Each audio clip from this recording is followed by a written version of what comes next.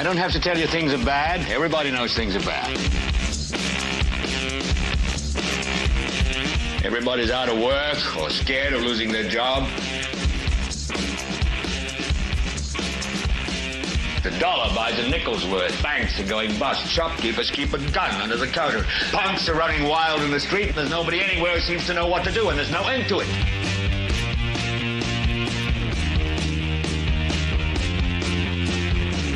The air is unfit to breathe, and our food is unfit to eat. We sit watching our TVs while some local newscaster tells us that today we had 15 homicides and 63 violent crimes, as if that's the way it's supposed to be. We know things are bad, worse than bad. It's like everything everywhere is going crazy, so we don't go out anymore.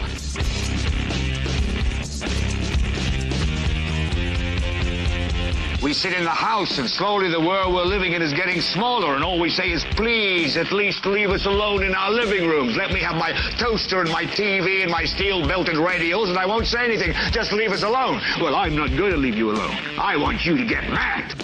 I don't want you to protest. I don't want you to riot. I don't want you to write to your congressman because I wouldn't know what to tell you to write. I don't know what to do about the depression and the inflation and the Russians and the crime in the street. All I know is that first, you've got to get mad. You've got to say, I'm a human being. God damn it. My life has value. So, I want you to get up now.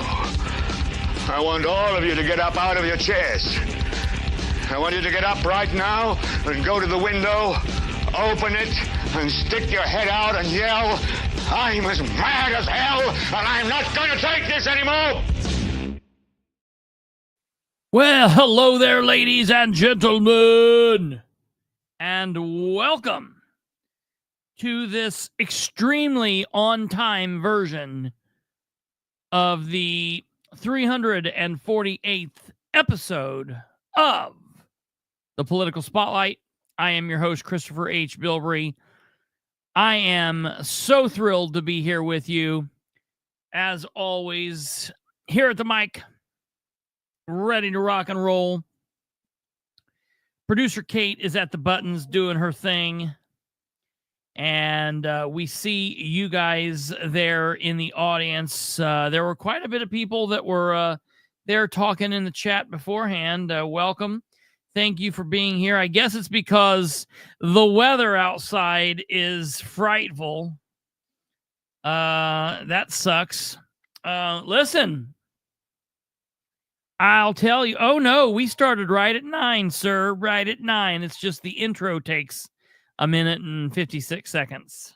So, hey, eat it. No, the weather sucks.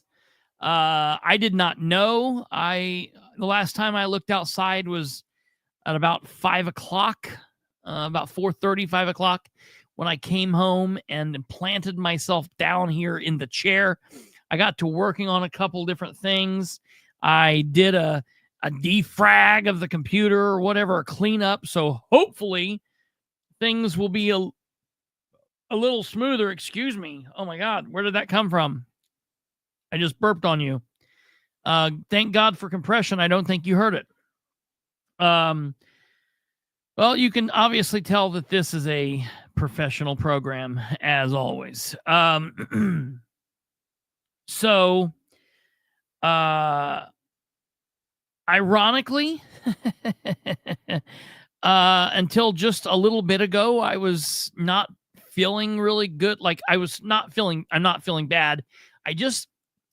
December is always a really bummy month for what I do here. I've been talking about this over the last couple of days. There's it's just a lot of shit just kind of stops, and it's hard to get information from people, and nobody's in the mood to work. And basically it's like this from the week before Thanksgiving until 2 or 3 days after the new year. And it's just so damn frustrating because I'm like, dude, we're all still here working. We're all out here, continuing to keep on rocking. as they say, in the free world, and the rest of you are like, oh, I'm an elected official. I work for the city or the county or the state. I don't need to work for the entire last month and a half of the year. And that disgusts me. It irks me to no end. But then I got to thinking, hell, I've not been able to communicate with like Dan Ridenour, the mayor of Muncie, since the middle of last year. So nothing really is different in Muncie. And, so I was all like bumming about that. And I made the thumbnail like a really despondent looking, like quiet, nothing's moving, dead, like cold winter scene. The name of the episode tonight is Nothing. And in the description, I wrote, we've reached the point where host Kristopher H. Bilbrey is over it. Everything is up in the air. It's all a big circle jerk. No one is talking and nothing's getting done. Does he quit? Tune in to find out. Because the few weirdos that don't watch the show, or the people who've only been watching for a few days, like, that's real clickbaity to them. I don't really like doing a whole bunch of the clickbait. I normally put in directly what's in there and leave that, leave that for what it is. It is what it is. So, it is what it is. But ironically, right before I started going live, I kind of got a little bit of an idea of where I'm going to talk. See, here's the thing. What people don't understand is it's hard to do. It's hard to do the show night after night after night, coming up with thoughts to push forward for the information, because specifically when everything's just shut down, there's not a whole lot going on, and it just feels like, okay, I could just like in these times I could totally turn away from local and do like national stuff, and some of you like it, some of you don't like it, and it is what it is. But and I've been fighting all this year wanting to do more national stuff. One of these days I'm just going to have to say screw it and just do it. And those of you that don't like it, I guess you won't like it, and maybe we'll make new people, maybe we won't, we'll have to come back, I don't know. But we're still not there, because there's still work to be done, and there's still a fight here, and it is important. The local stuff is important, and even when they're not working, we still get these little glimpses of things that people are not aware of, and it irks me to no end. Like, for example, the other day, the city of Muncie makes a post.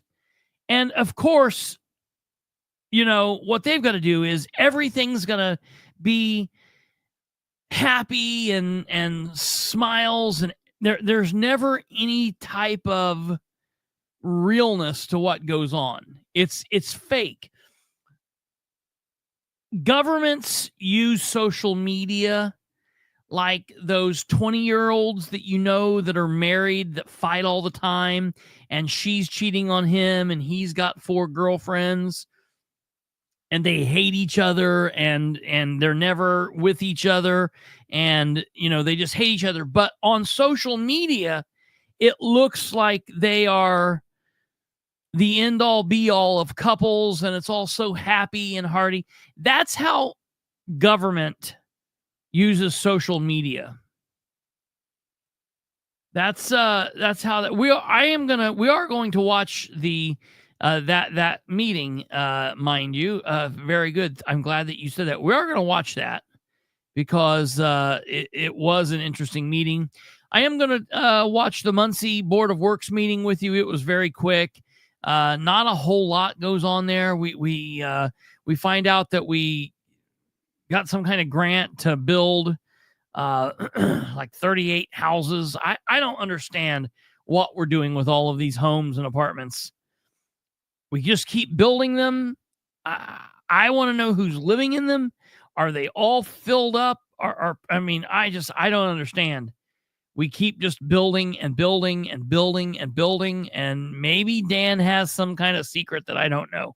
Maybe they're pouring in someplace, but from across the border, maybe would be likely. But so we hear that. But the interesting thing is, in a quick meeting, again, here towards the end of the year, we're in the middle of December. They spend like in a minute and a half. They spend they pay out $1 million in claims. We're gonna do a show focusing on Louisiana one night. That would be interesting. I would have to like get really involved and like pay attention to stuff going on. What would really be good is if there's something like a major interest thing going on, like around like something that would be like violating some rights or something. That would be interesting. I'm not opposed to doing that. I'll have to take a look and see what goes on. That's the other thing, Joe Black, the Sproles Watch. I am getting some small little chirps about some stuff going on with Sproles, but nothing worth like an entire show. Definitely not. I mean, really, the bits and pieces I'm getting aren't even really worth talking about until I get more information. Nothing. It's a show about nothing. But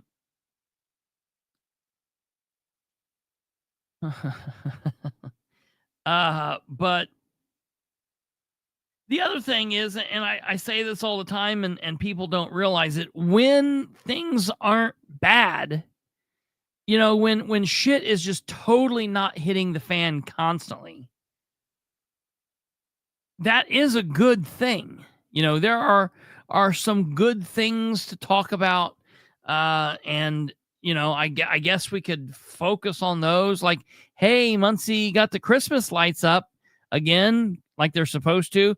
I have a really hard time patting government on the back for doing the bare minimum. Yes, Clinton, that's right. That would be fantastic.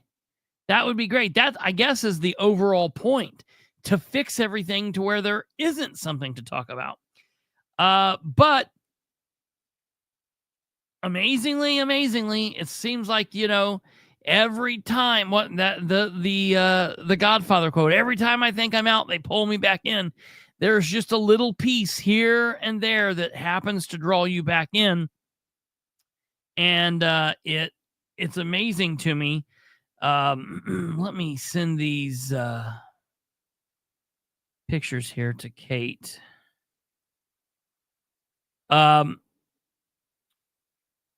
So this show, like the last couple, and the other thing is, I'm just going to be like upfront and honest about it. Obviously, there's not a whole lot going on. I've been doing a lot of stuff with my grandparents, and so that kind of cuts in. It's because of when I have to do with them what I have to do. So, like I've said before, normally I wake up, I get some work done, and then once I get my work done, like I'd go over in the afternoon or whatever and hang out.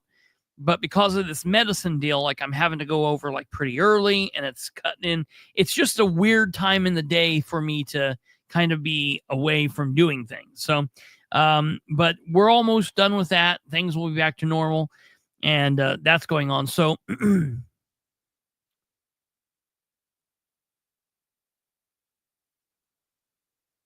how many dollars is that boy worth? What are you pointing to? I don't know what you just pointed to there. Were you pointing to something for me? Oh, you put him in the overlay. I got. Okay. Yeah, there we go.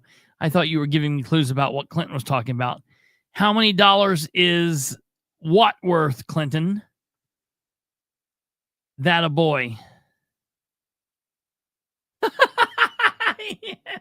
That's hilarious. Now that I got, Kate. So this is going to be kind of a show where I just pick a couple of different things from free association. We just kind of talk about it until we're tired of talking about it and go on to a new topic. The first thing that I want to talk about, and this has been something that has been floating around on social media. It's one of the things that I've been it's how you respond on the job for congratulations. Oh, I get it. Attaboy. Okay. Yeah. I get it. I get what you're saying. I read it thinking that you had fat fingered something rather than spelling out attaboy. Yeah, I get that now. Sorry for my stupidity there. Oops. I'm so sorry. You're going to kill me. I have one last picture. I've got one last picture, and then I will not bother you with that. Thank you there. Sorry. I missed it. So, number one, I've got to say this. We're going to talk about Muncie right up here first and foremost. And the thing is, we're going to talk about, look, for the last several years in Muncie, Dan has put forward this idea of having several big projects. And as we know, as we talk about frequently on the show, he introduces these projects, but there's never any payoff. There's never any grand finale. There's never any major ribbon cutting. There's never any kind of major opening where we get to see, yeah, he's had a couple of those things, but they've been at really screwed up ordeals. Like, for example, when they renamed the Francis Lafferty baseball diamond into the Gainbridge Field, because Gainbridge isn't on enough sports venues throughout Indiana. Gainbridge needed to be on a baseball diamond in McCullough Park, taking over the field of a man who had worked his absolute ass off, put every bit of his heart and soul into the field, had done wonderful things for many youth coming up, and then adults and just a lot of citizens, and whose family is still tied to Muncie. He has since passed on, but because Dan is not a Munsonian, he's like, well, yeah, okay, we can throw Gainbridge on there, and they're going to pay for some lights, for some AstroTurf, and it'll look great, and we'll do a great big a party and announce that this is finished. And it's like, okay, yeah, right. We're doing a big ribbon cutting at this place that he totally screwed up, but yet the roads are shit. They took a road, one of the only roads that was, all right, and they made some kind of weird deal where if the state fixes it up now, we'll take it. So now Muncie's going to be responsible for it forever. And while we're at it, let's change up the direction of travel and how many lanes it is, and put all these weird hash lines on it, and make sideways parking and all of this nonsense that they've done on 32, which is Jackson and Main Street coming through Muncie. All of that weirdness. Dan focuses on the wrong things. I just don't understand. And trying to get any kind of communication with him about anything. I saw all that weirdness. Trying to get any kind of communication with him about anything is worse than pulling teeth.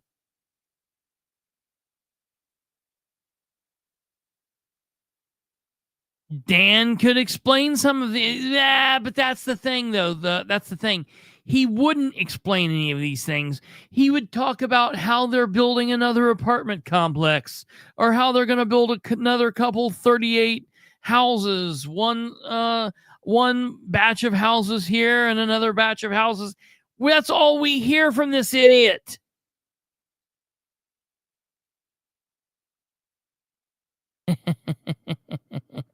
Alva, I saw it. I like it. Any luck communicating in meetings? The problem with that, Karen, is we're communicating with the council members, the public servants that are elected to be on the council, but they can't tell us what the mayor or his administration's thinking. There is no networking between the Muncie City mayor and the Muncie City Council. He has one or two of his favorite counselors on there. They don't talk with the rest of the council.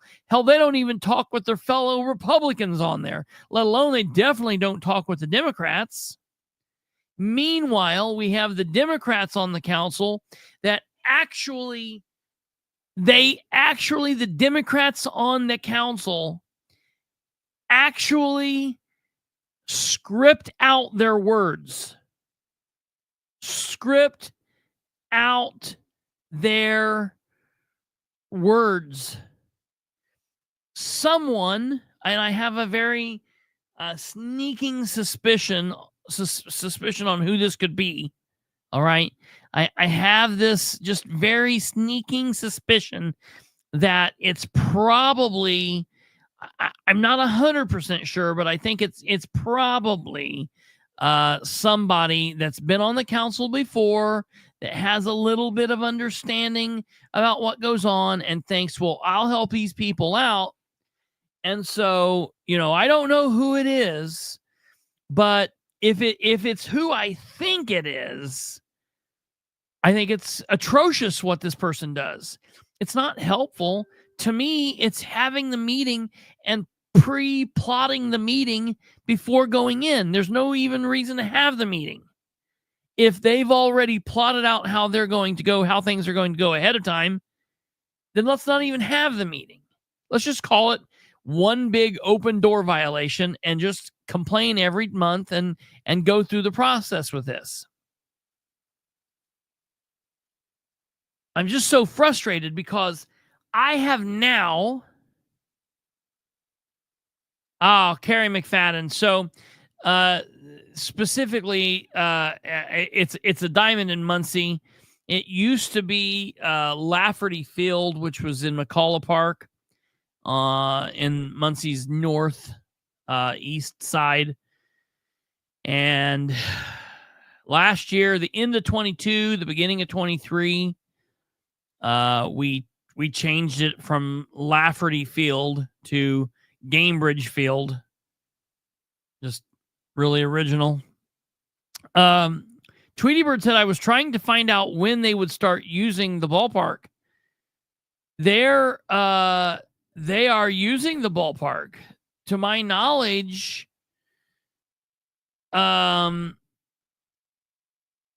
yes, Carrie, I do believe that is it. Yes, I believe that is correct. I believe you're correct. Absolutely. Absolutely. I think that is definitely correct. Tweety Bird, I think it's already in use. I think they've been using it.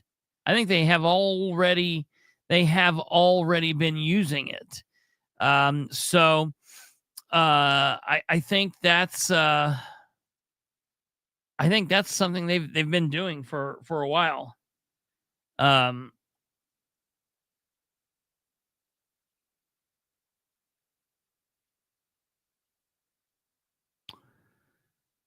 So as we see here on the screen, apparently before we move on, we also have a happy birthday. This is like the skating rink now. He gets to put out he gets to pick his song for he gets to lead the skate. Happy birthday there, Stumblefoot. I won't sing to you because I can't sing. How old are you? 73?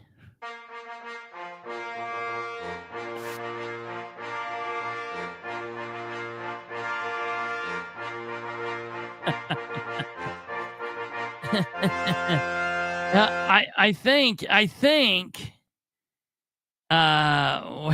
a minute. Which one? I knew you weren't 73. That I was being an ass.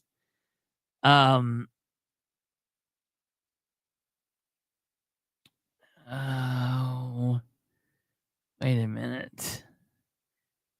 I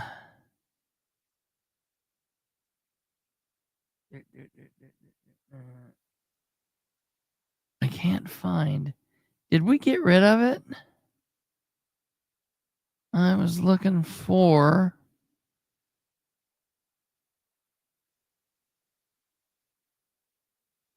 Yeah, I think I did finally. Well, damn it. Well, I was going to play another special song, but apparently I got rid of it at some point. So you just get to deal with that. So, well, happy birthday there, Stumblefoot. Is this your actual birthday? I would assume that would make sense, and not just like a day that you're celebrating. I guess today, what is today? December 11th. Yeah. Well, happy birthday there, Stumblefoot. So Tweety Bird, I don't know if they actually have a schedule or not. I know they're playing there. I know that they played there. They played there through this last summer. I know that people were playing there. It's definitely in use. They've got everything done with it now. So we'll have to. Hell, if I could get someone from the city to get back to me now. And when I say this, in all fairness, I do get some communication from the communications director. The thing is, she can only answer for what Dan tells her. There are certain things that I'm asking that she's not capable of answering because no one in her position before would have been capable of answering. Michelle Owen couldn't have answered it. Somebody after Amber wouldn't be able to answer it because at the end of the day, Dan is the elected official. I want to hear it from the mayor. Remember, at one point, for nearly 18 months, this man ran on some promises and some pledges. Remember? The very first thing he said is, I plan to improve communication. I plan to improve transparency. I plan to improve accountability. I'm going to slow government down. I'm going to improve relationships between the city and the county. And I'm going to put the best people in place. Now, I ask anybody, Lisa Crow Goodpaster, Fran Tucker, Shireen Wegley, Corey Bory Fink, any of the major Dan addicts, look at that list and with a straight face, tell me what he has done with any of those 6 pledges. What did he do with any of those 6 pledges? Promises. What did he do with them? Not a damn thing. My grandma's like, I don't care if Ridenour does anything that you're talking about. I just want him to restripe the roads. So I do have to get this out there from my grandmother. And I'm telling you, Dan, listen to me. If you think I'm a pain in the ass, wait till she's on your case. Just ask my grandpa.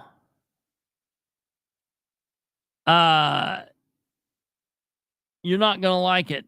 She also, I don't think, really cares for the color of the of what you did or what you allowed to happen, what you caused to happen in your ignorant deal with Southway Plaza. She doesn't like the piss poor upkeep of that place down there. So those are two big things that she doesn't like.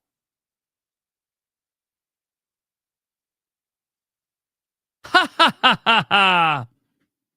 Tell Dan to tell Adam to keep his hands out of his pants and work on the road. So that very well could be. Hey, we've got a whole nother situation going on there because people are starting to really, really start to ask questions about what Dan is doing with city employees, where he's taking actual city employees, mayoral appointments, department heads, and taking them from being actual city employees and making them contract employees. Now, one of my biggest gripes about Ridenour here lately is I have attempted to reach out to him 4 times now personally. I've sent 2 text messages, and I have sent him 2 emails, 2 professional emails to his email at muncie.in.gov, and he refuses to answer. So I think what I'm going to start doing is I'm going to email him and text him once a day. I'm going to email him every day at the same time, and I'm going to text him every day at the same time. And it's going to be the same email and the same text from now until starting tomorrow. Because I just don't, it's not acceptable. He doesn't have to like me. He doesn't have to like any of us, any of you, any of me, any citizen. He can tell us all to go to hell, but he has to answer us. And I'm asking simple questions. Tell me if Dustin Clark is working for you as a contract employee.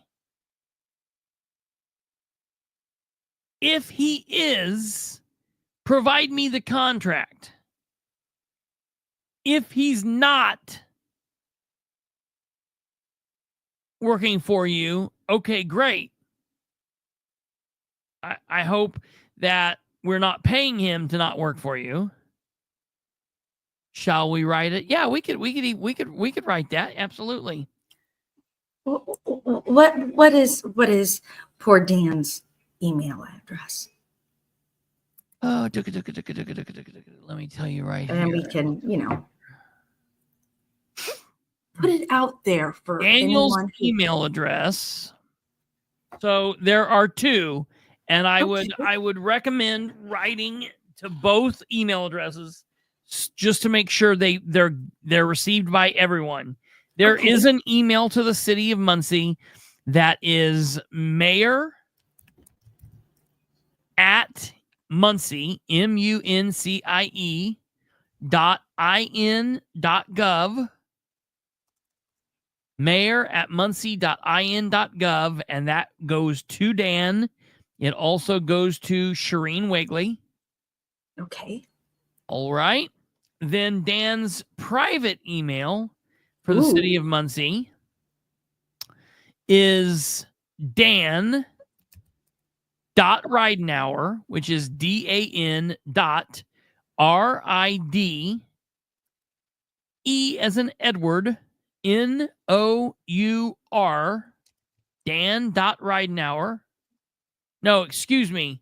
I lied. Sorry. Whoop, whoop, whoop. That was crazy. I about gave out a personal. Sorry, take that back. His city. Let me make sure I've got his actual right thing here. Give me 1 second. All right. Okay. Yeah. All right. Here. Sorry. I knew that was not right. Okay. His personal, his directly to him email for the city of Muncie is D as in Dan. So just the letter D, Ridenour, DRIDENOUR at muncie.in.gov. So you have mayor at muncie.in.gov and D Ridenour at muncie.in.gov. Those are his email addresses. There you go, everyone. And here's the question. Obviously, you're free to ask any questions that citizens want to ask. I'm going to think about that. I was actually looking at the counter earlier, and I was thinking maybe we start up a new counter. Yeah, that could be. The questions I'm wanting answered are simple. Dan's like that one relative who doesn't come around much. Oh, that's hilarious, Stumblefoot.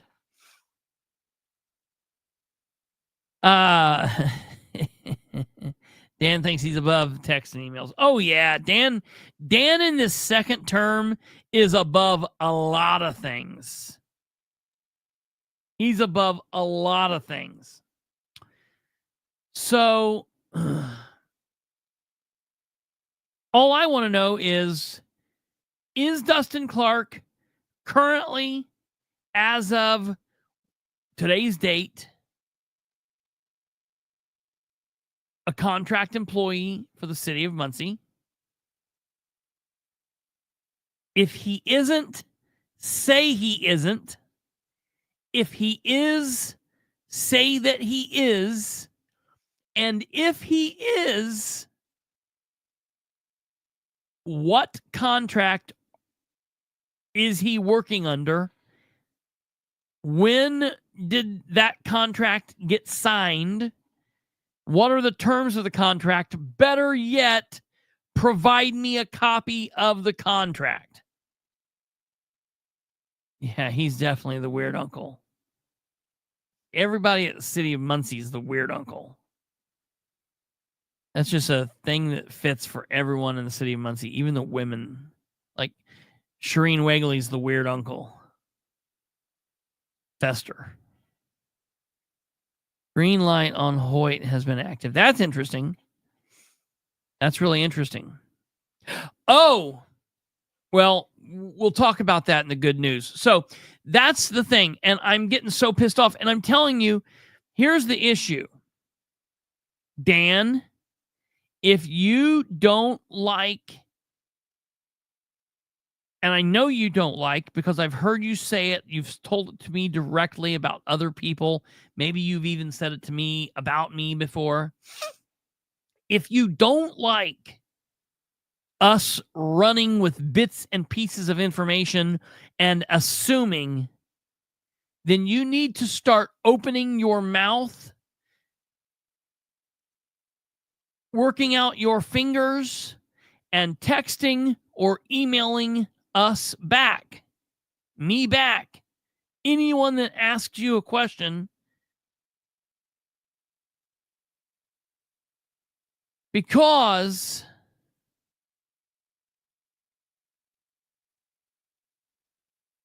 remember, you are going to improve communication. So we don't even have to focus on those other 5 things. Let's just worry about the communication thing for right now. Just answer this question, because I'm going to tell you what's going to start happening. If you continue this wall of silence, I'm just going to start saying things.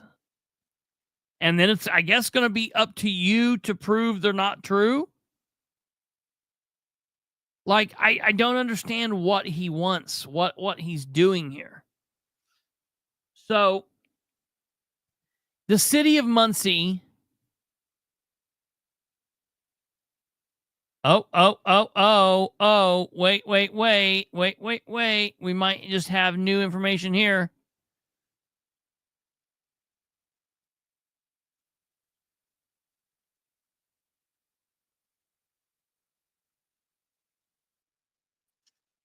Dan is watching and is listening to you bitch for the last 5 minutes. Yeah. So he wrote in the.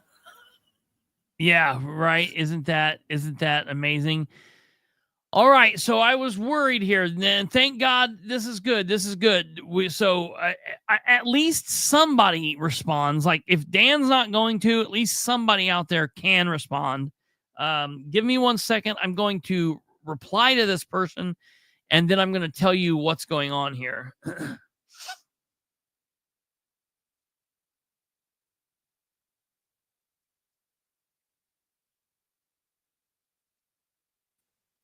Well, this will take a while because Kristopher, as we all know, likes to write books. No, this is just real quick. I really hope you have some tour or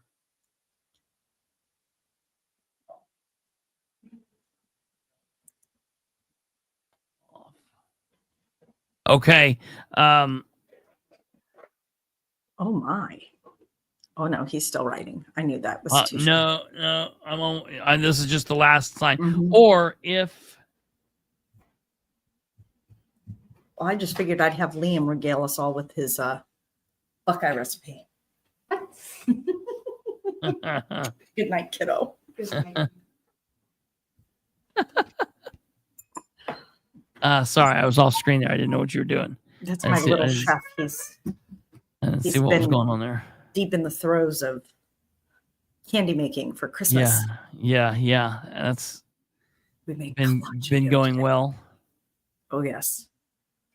The entire bottom shelf of my refrigerator is containers full of candy. I mean, you've been doing it for weeks now. I can't believe it's still a thing that's going on. What?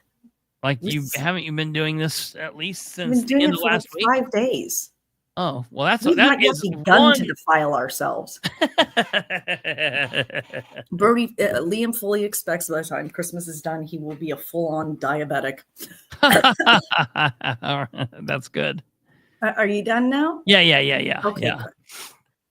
Okay, so the city of Muncie made a post on their two separate City of Muncie pages, the City of Muncie Facebook page and the City of Muncie communications page. And this was made just a day ago. Man, this seems like it was easily done. It seems like this was easily done like 2 or 3 days ago. I cannot believe that this was just yesterday. That's crazy. Well, anyway, first I'm going to show you their Facebook page. Then I'll show you the pictures in a little bit bigger, a little bit bigger. So this Facebook page says, Mayor Ridenour and several other city employees had the privilege of touring the process at the Washington Square residence this afternoon. Enjoy these sneak peek pictures as we eagerly await the completion of this welcome addition to downtown Muncie. Now, for those of you that are not familiar or are not up to speed, this is the former Delaware County Jail. The former Delaware County Jail that was in downtown Muncie. And when they first announced this, man, when did they first started talking about this in 2001? When they first announced it, it was like the end of 2000. No, not 2001. Excuse me, 2021. And when they first really got into work, I think it was 2022. And if you remember, there were a lot of concerns about this at first, because Dan had done some questionable things with edit. And when I say questionable, I mean they were all legal, but it was like it just didn't make sense. We were paying for this private company who had purchased this property, and they were working on the property. It was not a city project. Wait. Yep. You're leaving out the fun part. Yep. How much did they purchase the building for? Man, I'm glad, because I wasn't going to mention that. I mean, not for any reason other than I really don't remember. Was it $1? $100. It was $100. Yeah, okay. So when I say $1, and that sounds crazy, so a lot of times in deals like this, and I'm glad that Kate reminded me.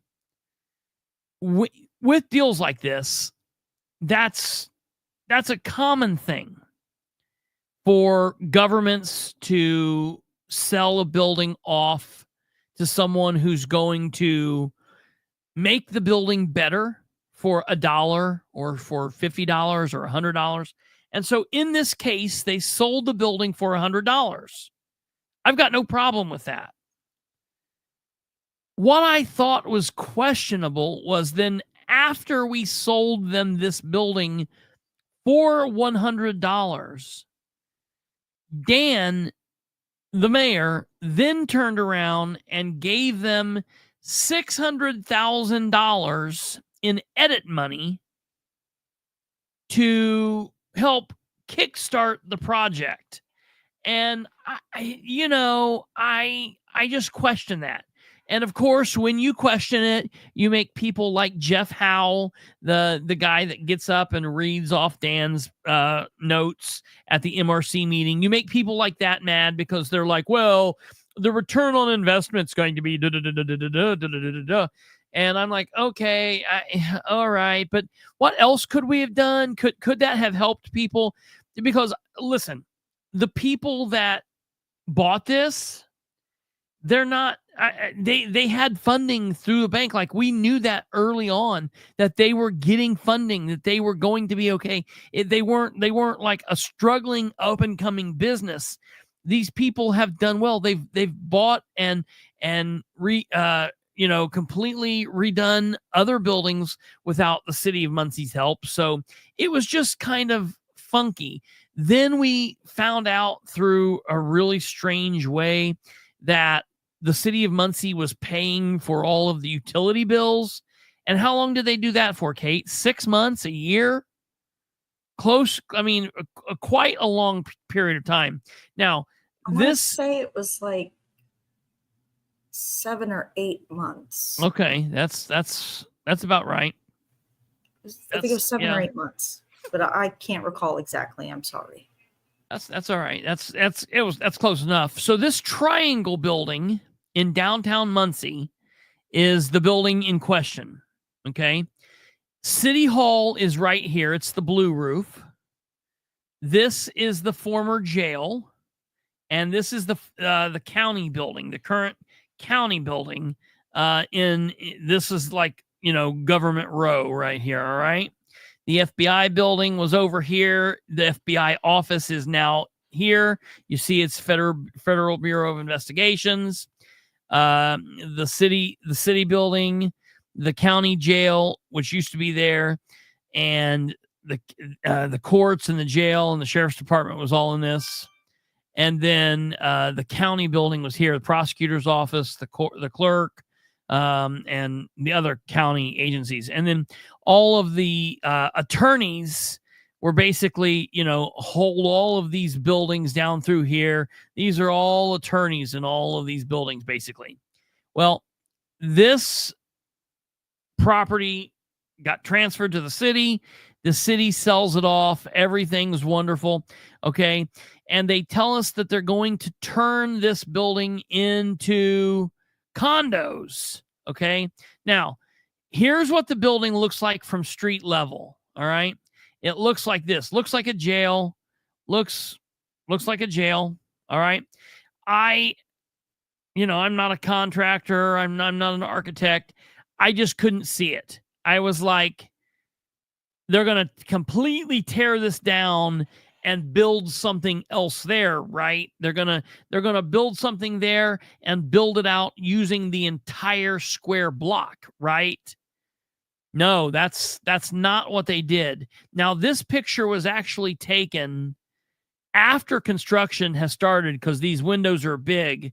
If we go here and we see more dates, I'll take it back to when this was the jail. All right, here's 2007. Here's what it looked like when it was the jail. Okay. You can see that the windows look more like jail windows. See, they're really small windows here, and it makes more sense looking at this building being the Delaware County Jail. All right. Well, let me show you what it looks like now. Oh, we might not have any newer pictures there. This was after construction had started, apparently. This was November of 2021. That's interesting. Okay, let me come over here and see how new. Okay, yeah. Okay, so you can see here's they put in these big windows here. This is what it used to look like. This is what it looks like now. This weird ass ramp is still here. It's going to be be part of it, I guess. That's strange. I don't know what they're doing. I don't know if they're going to do something with that or if that's going to just stay there. They made this this corner window here. So this is what it looks like now. This is what it used to look like. Okay, so basically, other than widening out the windows, this still looks like a jail. Now, I don't know if they're going to do more work to the outside or not. It looks like a jail to me. I mean, this wild. I don't know. It's really strange. And when I think of upscale condos, I don't see that picture in my mind. I don't know. I mean, maybe I'm being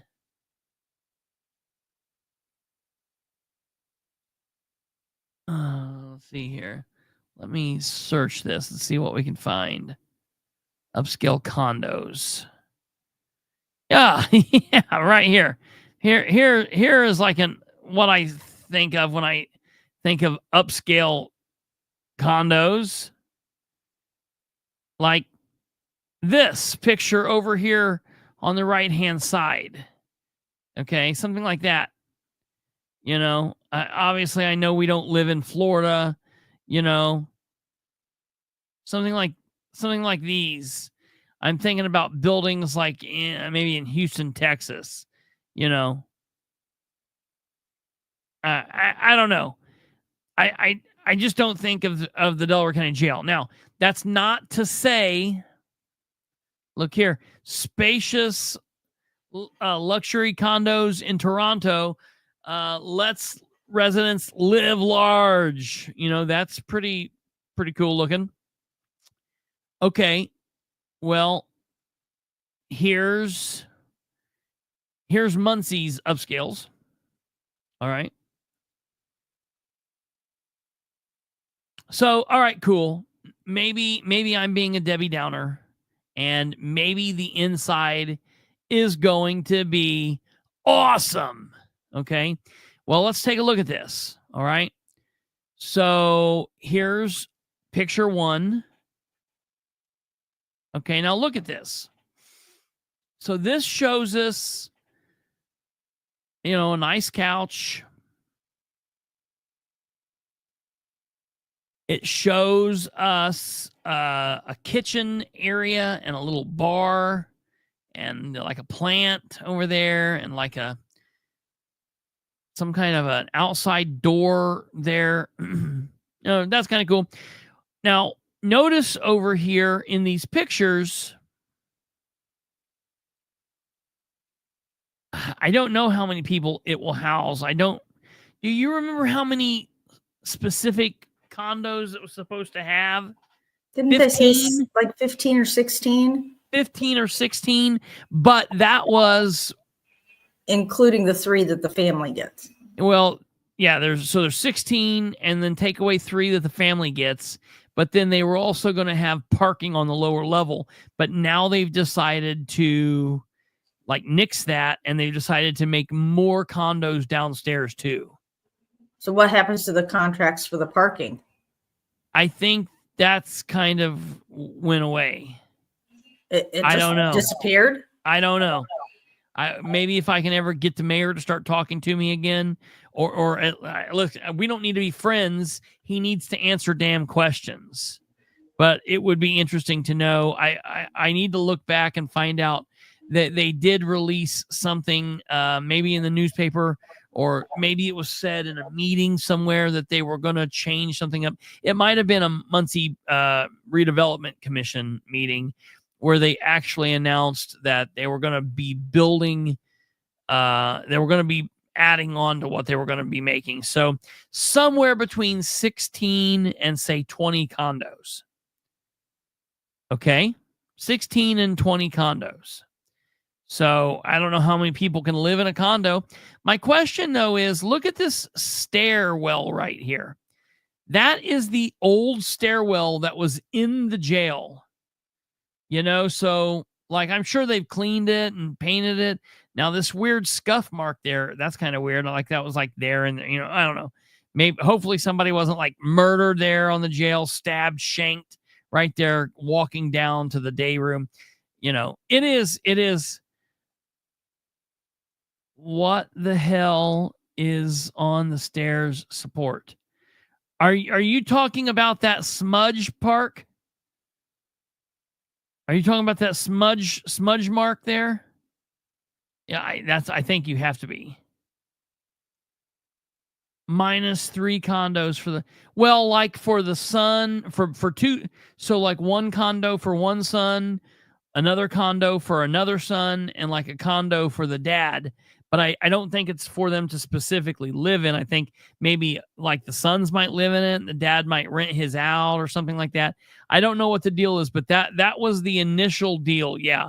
That whatever they built, that, because keep in mind, this is not a city project. They bought this building fair and square for negative 500 and $5,900 dollars. Yeah. So they bought this fair and square. Basically what I mean is they were paid $5,900 to build these condos. Now, obviously they've put a lot of money in it. You mean $599,900? Yeah, that's what I mean. That's what they were paid. Okay. Say it again.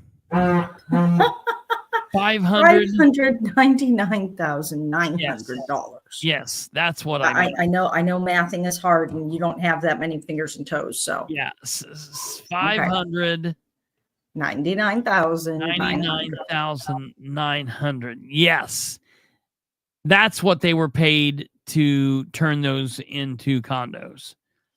So that's what it is.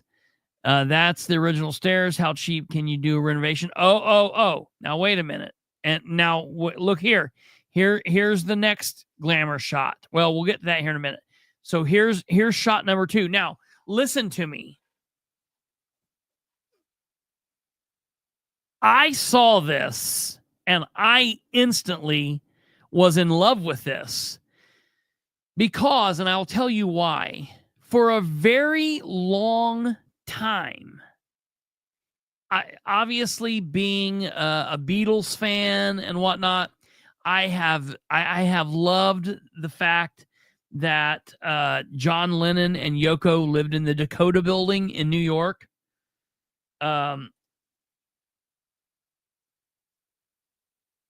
And I loved the concept of their Dakota apartment. And I loved what they did with it. So essentially what happened is they bought, when they moved into the Dakota, they bought several apartments in one corner of the upper part of the Dakota Building. And I always mess that word up. They renovated a bunch of the apartments, and it was like a maze. You would walk into one room and it would be a regular size room. And then you would walk through another doorway and they had torn out like several floors. So you would have a room that was normal sized ceiling. And then the next room you walked into and it had a 15-foot ceiling. And I always loved kind of the inside look of the Dakota Building where John and Yoko lived. And this just screams Dakota Building. When I see this, I love this white room, kind of like John Lennon Imagine, when, you know, the video where he's singing Imagine. This is awesome. I like this. So I like, and you know, it's kind of cool. Now, the first thing I thought when I got this is, damn, that would echo like a son of a bitch. Hello, hello, hello. You know, could we get eyes in C block? You know, something like that. But I also thought, man, that would be cold. That would be cold. That would be harder than hell to heat. That's the first thing that goes into my mind. Well, let me show you this third picture. Now, this third picture really makes you say, what in the hell? Here's the third picture. So this is another apartment. I'm taking. How's the building heated? Yeah. That's the question. So now this is some good breaking news that we're going to have here. So let's do this piece by piece. So I see this. First off, the very first thing that I saw in this picture, the very, very first thing I saw was, there's those damn jail stairs again. And hell, there's the jail railing. They didn't even take that, they just kept that in. Like, this basically looks like a day room and then going upstairs to the jail cells. Like, that's exactly what that looks like to me. That's the first thing I thought. Like, there's the first jail cell. And this just looks really funky to me. Then the next thing I saw was, so this is a great big open space, but then your kitchen area over here and your dining room has a short space. Well, then Kate's like, no, this is not a kitchen. This is like a wet bar. And I was like, a wet bar with a refrigerator? Well, that could be. But then, and I didn't even see it until she pointed it out. Look, that is an oven hood. A hood to the stove there. A hood to the stove. So this is a kitchen. My thing is, you've got all this space and you've got that tiny rinky-dink kitchen that looks like it belongs to Sugar Bush Apartments. You've got this big ass condo, and you've got a kitchen that looks like it would fit in a 1-room apartment. Way, way, way, way cold and drafty. Now, the first thing that Kate noticed, I heard Dennis Tyler was buying a condo there. I highly doubt that. If you had a keychain with a bunch of keys, you could pretend you're a CEO. Yeah, right? Now, the very first thing that Kate noticed was this space heater on the wall. See that space heater over there? And she was like, whoa, wait a minute. Is that teeny, tiny, beany space heater supposed to heat that entire apartment?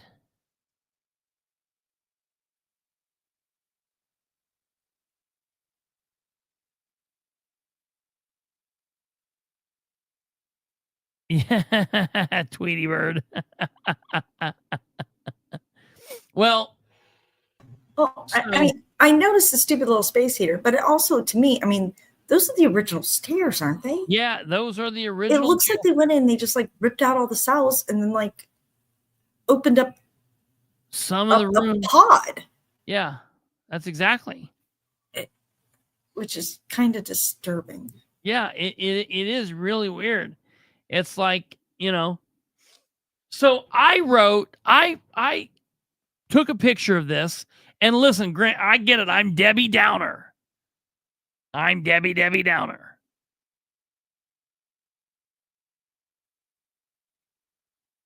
But I said, a wall-mounted heater? For reals? That's what I wrote. And I shared a link. And listen, I am not... Here's the thing. This is not a city project. So I'm not beating up on these people. This is private people. Now, they did get a lot of good money from the city, which went into subsidizing this. So I feel like I have a little bit of right to say some things. Well, the first thing that happened right when I posted this thing that said space heater for reals was Angie Hibner. Does anybody remember Angie Hibner?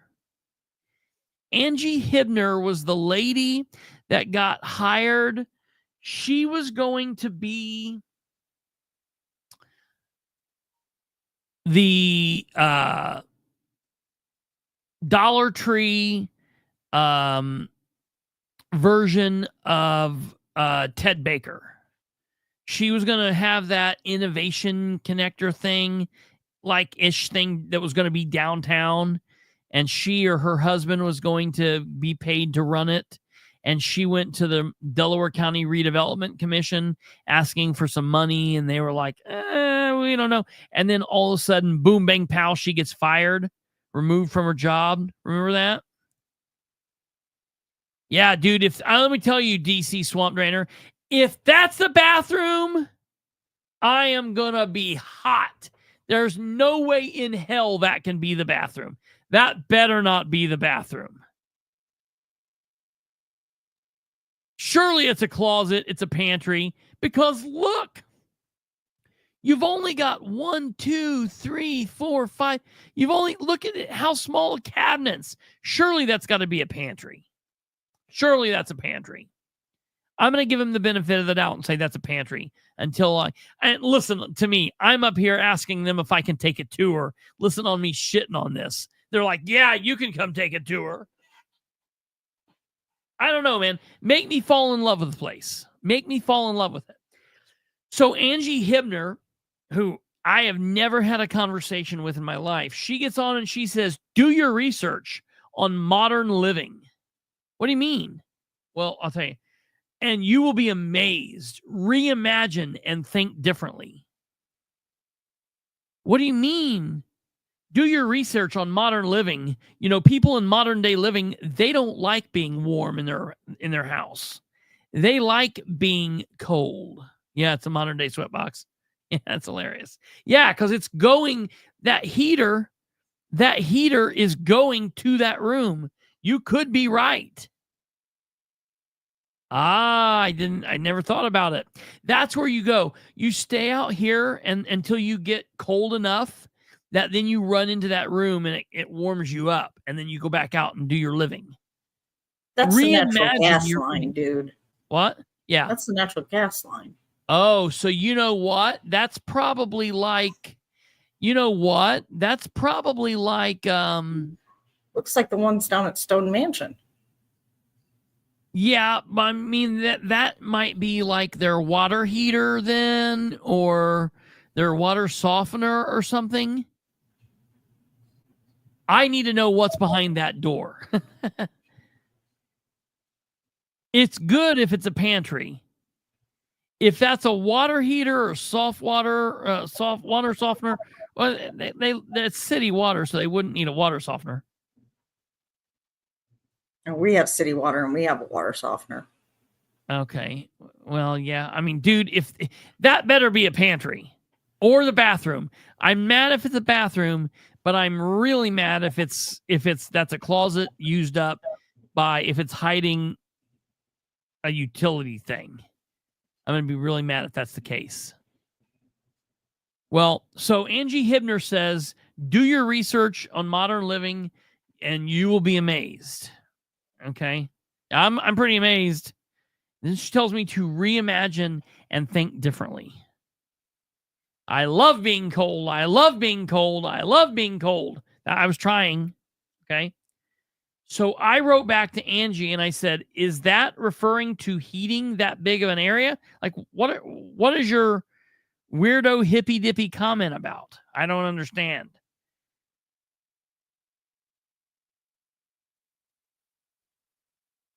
She wrote back to me and said, it works and it's high efficiency.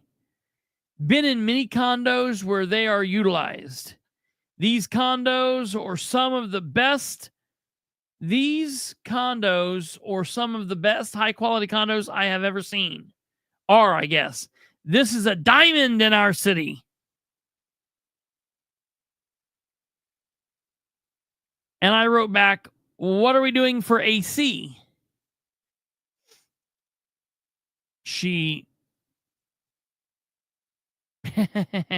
Let's do that. Hey, I would live there.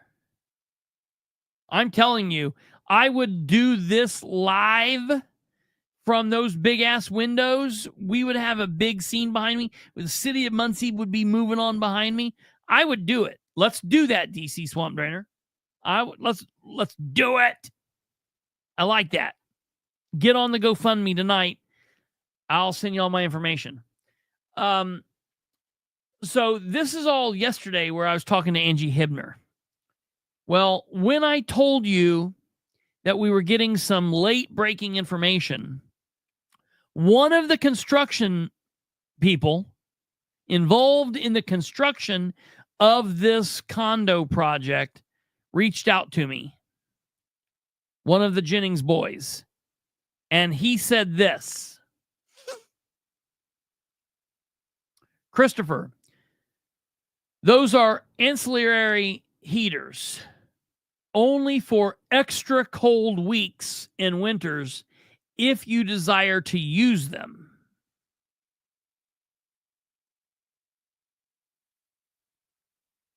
Okay, that's interesting. Each unit also has a Bosch multi-zone mini splits. I don't know what the hell that is. We're going to have to look that up. Each unit also has Bosch multi-zone mini splits. Your living room and bedrooms can also be set to different temperatures if you like. sleeping in the cold.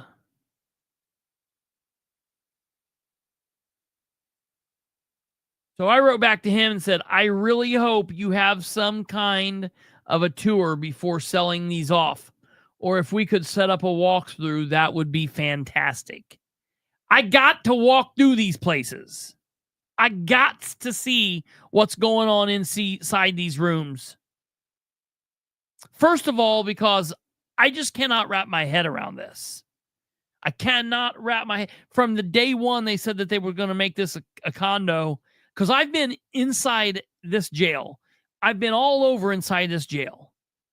Being a former law enforcement officer, I have taken so many people to this jail. I've locked people up. I've been inside. We would go and we would clear out one of the cell blocks, put everybody in a double for a little bit. And we would do canine training in there. And I've been locked up in these rooms, being the bad guy and having the dog come in and bite me with the bite suit on and stuff. I've been all throughout this jail. All right. So I just could not imagine this. So I got to walk through this. All right. Kate's found us a Bosch Climate. What's this say? All right. Climate 5000 ductless mini split heat pump. Upgrade your comfort with this easy to install system to heat or cool your home. Efficient and super quiet. Simplified installation and maintenance, no ductwork required. Multi-part air filter system cleans air, reduces potential allergens and odors. Single and multi-zone configurations for maximum indoor comfort. How much do these things cost? So this one, 3 rebates up to $2,500. So they're not even going you're to tell getting you how much. a rebate of $2,500. Yeah. I'm going to say it's a little pricey. So it is manual. So this is, I'm assuming this is, if it's ductless and all this crap, it's probably electric heat. Oh. And it's ductless, so it's like slap it on and go. Yeah. Wall mounted, multi-zone. Jiminy Christmas. So it's a heat pump, so it heats and cools. God, I'd hate to see the electric bill trying to heat that big a space. So I see a couple things today about $5,000, 47. I'm sorry, everyone. I've been off screen. Mini splits are small, 1 ton to 2 ton HVAC units. They can be heat pumps also. They're cheap. They have models that fit in your window like an old air conditioner. I live in a rundown apartment and I still didn't have to rely on a wall unit for HVAC. It's all electric. I'm seeing here it says about $4,700. Okay. Cheaper than a gas furnace, Stumblefoot is saying, which is right because a gas furnace will run you anywhere between 6 and 10, depending on what you're getting. Sure. It is regular vapor compression cycle pumps. It is an air conditioner with a reversing valve. Okay. And then we have a thing from Les that you think your grandma's nuts. Yeah. Seems like it could be a fire risk. I don't know if it would be a fire risk. It's basically green technology. I don't know. I don't like electric heat.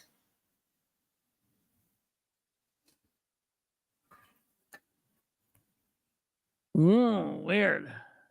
So I did find it. Yeah, so dude, electric heat. So you've got electric heat and then you've got this gas as a backup. God help you if you lose power, because I would not want to try to heat that space with that singular wall unit. Yeah, we have like an ice storm like we had in March of 2005. Oh shit. And like the electric is out for 8-9 days, 11 days. I was without electric for 11 days. Did you live in town? Yes. Lived in the city of Muncie. Okay, because there was one in 95. Yeah, there was 95 one in or 96. Yeah, there 95. was one in March of 2005. And we were out of power in Winchester for 2 or 3 days in town. Shit. I remember we came out to Winchester to my at the time in-laws family members, and it was insane there. Were you guys without power in 05? We weren't here in 05. Oh, we were in, that's right. Oh God, where were we? We were in South Kakalaki. Okay, well, you would have been. So we missed that. Yeah. That was insane. Yeah. So there you go. Electric heat, wall mounted heat and cooling, which was my question: is where's the air conditioning? Yeah. Like, listen. Here's the deal. I'm going to get shit because I'm asking questions. I'm just simply asking questions. You cannot tell me that no one else has these questions. We're not the only people asking these questions. Everyone else is just doing it like nice, polite people. Shut up and ask your questions to yourself. Okay? So somebody saw that I was being... I don't think anybody was being nasty to me. I won't even say Angie was being nasty. And Michael Jennings, I appreciate Michael's answer. And I am not dogging Jennings. I got no fight with what Jennings are doing. Jennings, this is their project. They are free to run however they choose. I'm dogging Dan for some things that he did early on.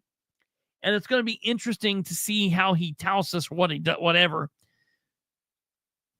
What these people did with the North Street church venue, I think it's North Street Church venue, was absolutely amazing. Like, these people are good at what they do, what they did in that church. It's yet to be told if people will actually like, and if this is, man, wouldn't it be crazy if people just didn't like this? Tweety Bird on the city of, you can find them on my Facebook page, or you can also find them on the city of Muncie's. City of Muncie has two Facebook pages, the city of Muncie and the city of Muncie Communications. And it was a day ago, so you'll just have to scroll back like 2 posts. But somebody saw that people were kind of pushing back a little bit on my simple question. And someone sent me this.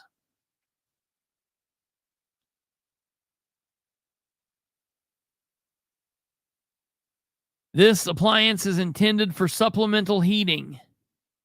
Warning. Heater becomes very hot when operating. Make sure any panel, safety screen, or guard. I'm just trying to look through here. Carbon monoxide poisoning. Okay. Well, along with this thing,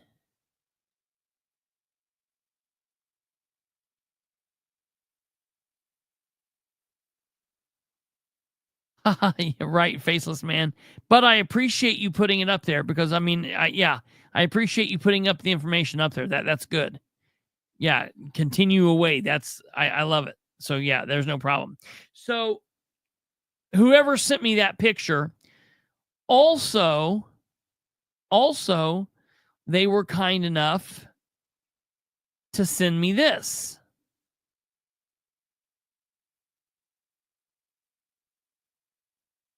This is the manual to the Dynaglow vent-free blue flame gas wall heater.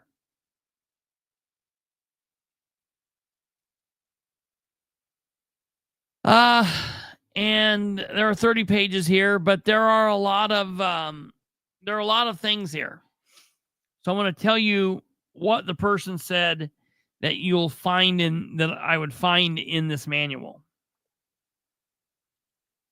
This is their words, not mine. So Jennings boys and Dad and Mayor Ridenour and City of Muncie Mayor Dan Ridenour, you know, don't hate the player, hate the game. Don't come after me. I'm just reading what someone said.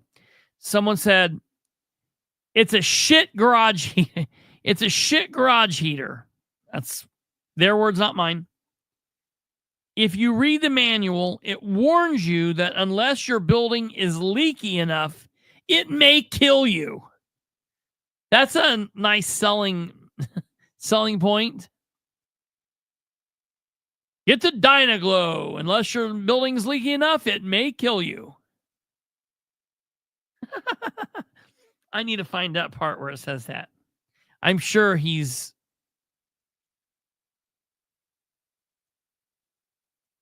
putting it in his own words. Those things also use catalyst like a car does. Byproduct is H2O. So they dump shitloads of water into your room as vapor. Fine, unless it gets really cold, then your windows start to rain. So, yeah.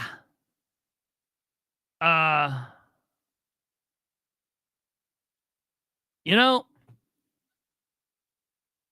I'd like to get some more questions answered about this, but nothing. Nothing. You can't ask questions. Nothing. You get nothing back. This episode's called Nothing because that's all you get. Nothing.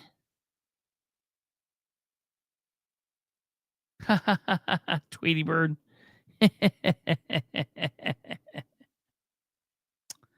Yeah, maybe so.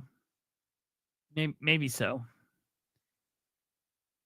So I think that's interesting. So I just wanted to bring that to you and let you guys see this. Hopefully I'll be able to do a walkthrough. I don't know. I feel like I maybe have asked enough questions over the 2.5 years that this thing has been going. 2.5 years at this point. That I maybe pissed them off that they don't want to. Maybe they will. I don't know. I shouldn't say that. But I'm just sick of not being able to get answers from Ridenour. You know? Are those windows bulletproof? No! Those windows have nothing to do with the jail.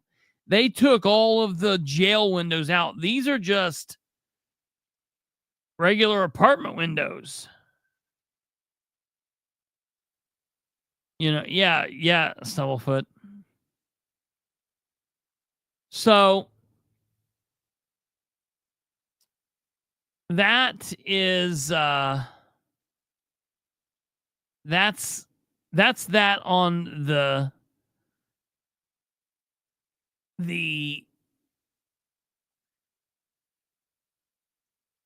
condos, the jail condos. I have more if more arises. I will say that you know, obviously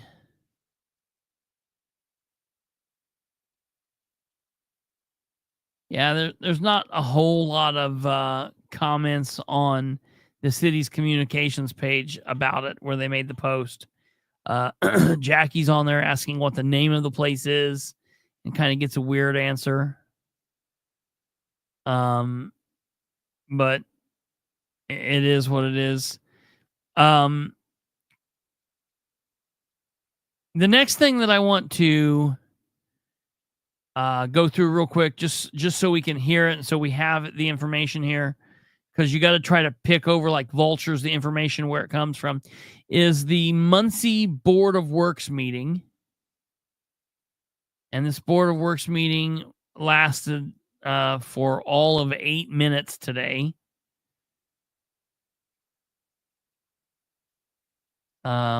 8 minutes and 38 seconds. So we'll go watch this. Well, good morning, everyone, and welcome to the December 11th meeting of the Muncie Board of Public Works and Safety. If you'd like to rise, if you can, please, and we'll recite the Pledge of Allegiance.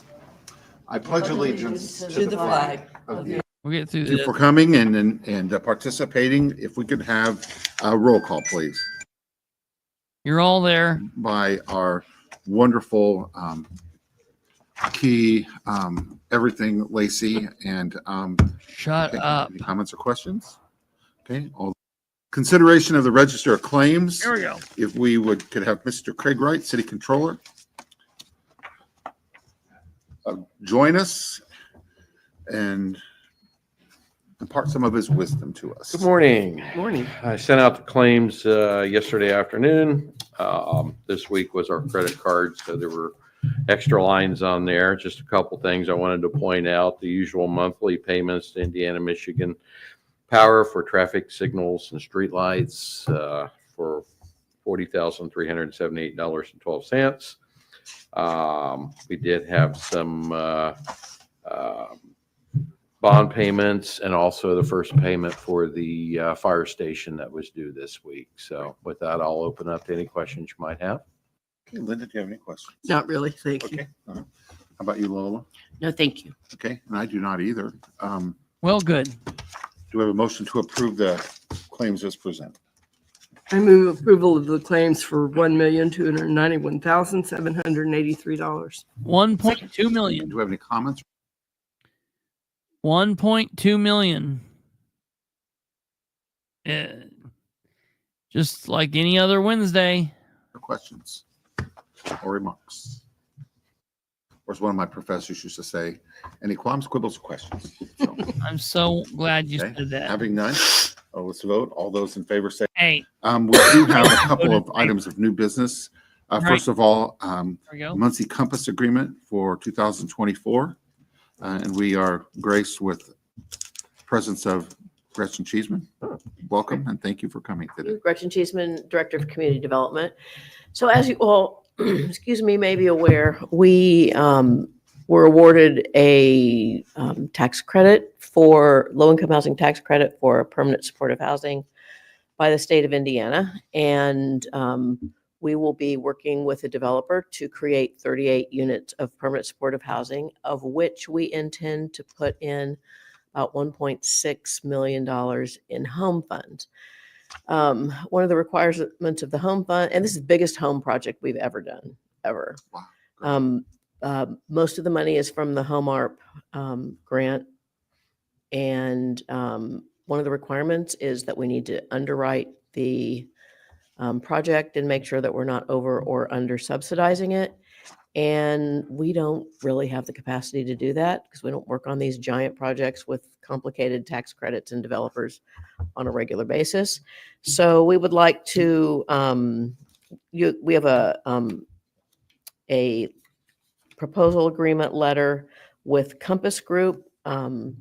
We have worked with them on a project in the past when Bridges went out of business and we had 15 or 20 units of affordable housing that we needed to re-underwrite and find that we're still under the period of affordability. Okay. And we worked with them and they were super helpful. So we would like to engage with them again to help assist us with the underwriting for the Home ARP project. The cost is $20,000. Discussed that with our HUD rep and he thought it was super reasonable given the amount of money that we're going to spend. And so I'd like to ask for you all to approve the engagement letter. I move approval of the engagement. So letter they as do presented. this. Second. Yeah, great. Yeah, This is good great. news, isn't it? Yeah, real good Good news. news. We like that. Mhm. Okay, do we have any comments or questions?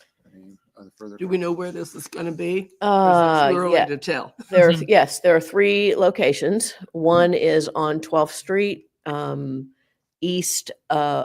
west of Hoyt, where there used to be a school there. Oh. Yeah, Mhm.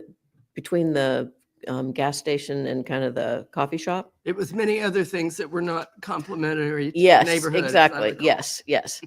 So there will be about half the units will be there, and they will be 1-bedroom units. Then there will be more units at the old, and that's new construction because obviously it's a vacant Yeah.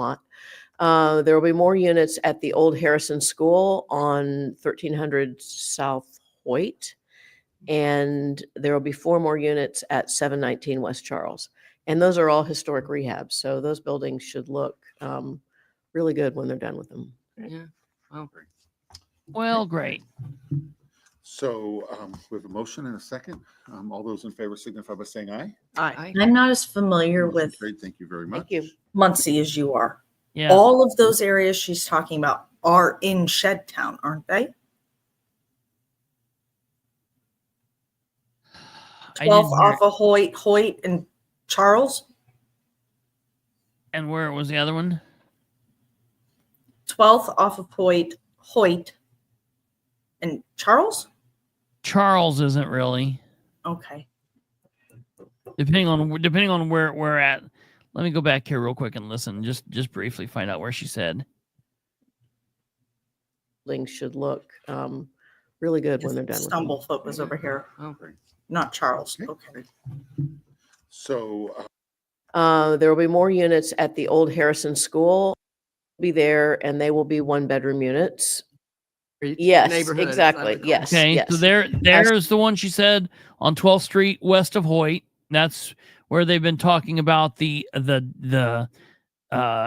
drug clinic or the open door clinic going that people's been mad about.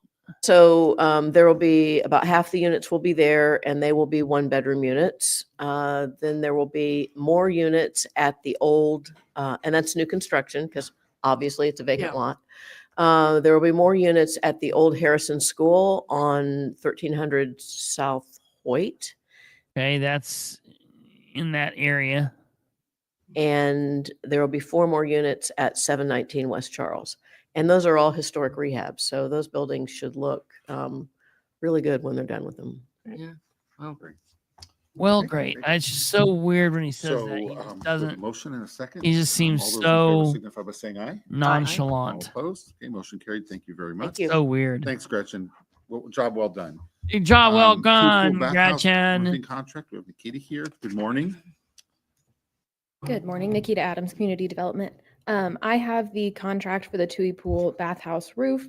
We ended up going with the lowest bid from last week, which was Maddox Roofing for $38,900. So we just want to get So the this Charles contract address is a little If I remember, north there's a big of discrepancy all of in that, but prices, yeah, right? basically. Yes, the top Maddox bid was did- $117,000, Yeah, and this was the Maddox did. $38,900. So And Maddox did meet the requirements. yes. Very good. Very good. Okay. Wonderful.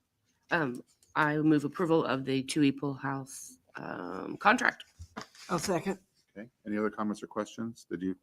We just wanted to say we contacted all the references from Maddox as well, Okay. and Okay. So they all Good, said they were good. Okay. Any other comments or questions? Okay. Having none, all those in favor say aye. Aye. All opposed? Okay, motion carries. Thank you very much for Thank the you. work on that. On my agenda, we do not have anything else except. That's it. They basically go on and say that they're going to meet. They're going to meet on Thursday, the week of Christmas, and on Thursday, the week of New Year's. So that's the end of that. Oh, look at that. That's amazing. Look at how amazing that meeting was. So that was the Board of Works meeting. I got to tell you something interesting that I'm looking at here. I'll tell you after this. So next up, we go on to the Muncie Sanitary District meeting. I need to make sure that you guys can hear it.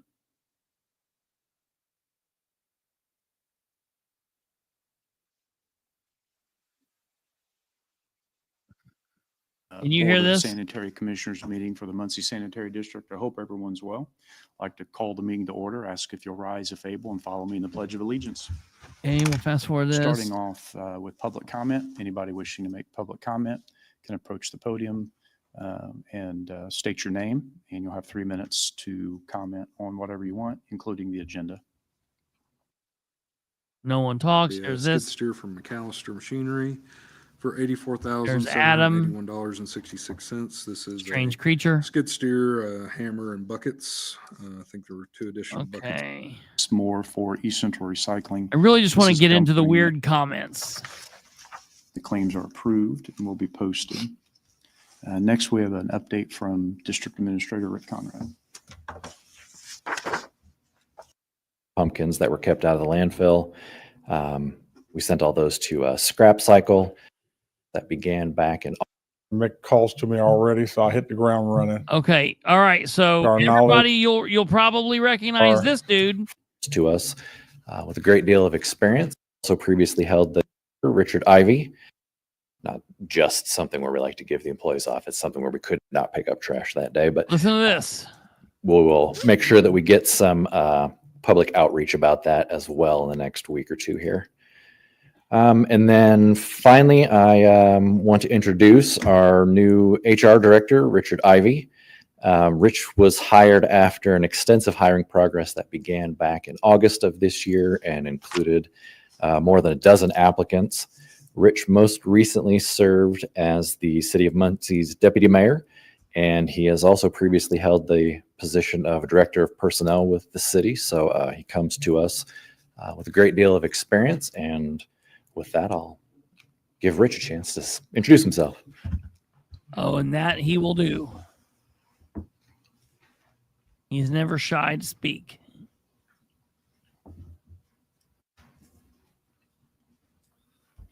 Good morning. How you guys doing? Good morning. Like Rick said, it's Rich Ivy. I been associated with HR for nearly 30 years, just over 29 years, with my degree and my experience in the public and private sector and serving in HR, or at least participating in the local HR association. I think I bring a wealth of HR knowledge, which I know you guys felt like it was necessary. Your emphasis on human capital is greatly warranted, and I look forward to working with you all. And I know several of your department heads and worked with them before. In 2004, 2008, I also served as the HR director for the city and sanitation simultaneously, and look forward to getting back at that. And a lot of departments have made calls to me already, so I hit the ground running. And I appreciate the opportunity. I appreciate the opportunity to interview. I know there was a lot of well-qualified folks who applied, and I'm just fortunate that I have an opportunity to serve the city in this capacity in the sanitary district. Thank you. Welcome aboard. Thank you. Yeah, we're already getting great feedback from employees. We've got a lot of people who know Rich, so this is going to be a great fit. And with that, Rick. I'll be happy to take any questions from the board. Thank you, Rick. Aaron, comments or questions? Tim? Just welcome, Rich. And as you're probably aware, we try to promote internally the best we can. So your job is very important in developing our future leaders, because the newest employees can one day be the head of the department. And we want that to happen. And we appreciate you making that I guess he possible. did. I don't know if he did or not. No, I don't think he did. I don't think he did. No. Congratulations, Rich, on your new appointment. Look forward to working with you. Yeah, again, welcome aboard. Congratulations. And just want to remind the public, that's something we started well over a year ago. I believe it was in the salary resolution that we did for 2024. Correct. And we only budgeted it for a half of a year. And we got to mid-year, and there were a few things that were complicating our ability to move forward, but we got back on track in early July and got the job description, everything out there posted. And like Rich said, we had a number of good applicants, had 2 rounds of interviews, and I'm pleased with the process. So thank you, Rick. Like I interviewed on the second round, which is like recently. Department head update. We don't have anything listed today under old business. We also don't have anything. Any old business, Aaron, that you would like to bring up? No old business. Thank you, Mr. Tim? And not today. Adam? No. David? No. None for me either. Today, under new business, we have 2 items on the agenda. The first item today is Resolution 2024-20 regarding the rules, regulations, and fees for storage, collection, and removal of solid waste. All right, we're going to get through this. This is just Motion regular from Aaron. sanitary district meeting stuff, which normally is not a big interest. No to me. questions, Rick. Thank you for this Tim? work. Just appreciate you looking into something. Is the same. Any abstentions? We're going to get to the Resolution 2024-21 is approved. interesting. That's it for agenda new business. Anyone else want to add any new business? Aaron? No new business. Thank you. Tim? I actually do. Okay. So we want to recognize our board president with a plaque of appreciation. The public most likely remembers, but when you came in, there was an FBI investigation going on. Things were a mess. The sanitary district was involved in some of that. And over your tenure here, you have straightened it out. And as Reagan said when he left, we did not just pass the time. And you did not pass the time. You made things happen. I think the majority of the department heads are new since you've been here. You brought Rick on and HR on. Your expertise in management is second to none. And it's very, very appreciated. And it is a great loss for us to have you move on, but I know the county will benefit from your leadership greatly. And again, it is no small thing. We have no controversy here. Even behind the scenes, everybody works together. It's a well-oiled machine, and to inherit such chaos and leave behind such organization is a rare feat indeed. And so we appreciate it very much. Let me read what this says here. To the King Turd of the Muncie Sanitary District, we wish you well. For your outstanding leadership, dedication, and tireless efforts in advancing the mission of the Muncie Sanitary District. Your commitment to excellence and unparalleled work ethic have made a significant impact on our employees and our community. This dude loves him. On behalf of Muncie, I think he's going to cry. and Sanitary District, we thank you very, very much. Thank you very much, Tim. Are you all right, Tim?